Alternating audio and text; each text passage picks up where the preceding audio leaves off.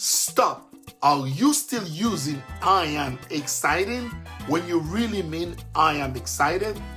If you ever mix those two, don't worry. Every English learner does it. But guess what? One tiny mistake completely changes your meaning. And sometimes it even sounds funny. Hoy te enseño cómo usar excited y exciting de forma correcta para que no te pase vergüenza otra vez en inglés. Welcome to the channel. This is Teacher Emmanuel. Today's lesson is about excited versus exciting. When to use each of one. This is super important because you use these words at work, at school, en mensajes, y en daily conversation. So if you want to sound natural and confident, you must know the difference. Let's go. Excited. How you feel. Emotion. Use excited when you or someone feels happy, emotional, or hype. En español, emocionado, emocionada.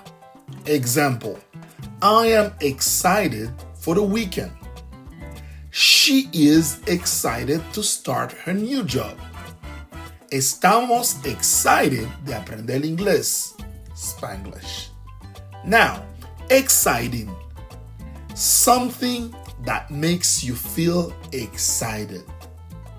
Use exciting to describe the thing, the event, and the activity. En español, emocionante. So, example, this movie is exciting. The game was exciting. Learning English is exciting, especially with me. Quick comparison. Excited for person. Exciting for things. So let's listen to this mini dialogue. The concert was exciting. Yeah, I'm so excited for the next one. Now you try in the comment below using excited or exciting correctamente. Don't forget to follow for more quick English lesson with Teacher Emmanuel.